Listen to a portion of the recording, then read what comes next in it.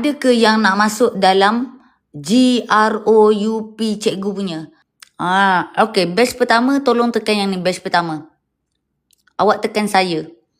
Okay, lepas dah tekan saya, awak scroll, awak cari nama perujuk saya. Perujuk saya atau my referral. Cari nama cikgu dekat sini. Awak tekan paling hujung. Lepas tu awak cari nama cikgu, Nori Jannah. Okay, dah tekan nama Nori Jannah. Ada keluar nombor telefon cikgu, nombor kontak. So, awak pergi tekan situ. Awak tekan situ, awak cek cikgu dekat rumah hijau. Awak tulis hi je. Awak tulis hi sahaja.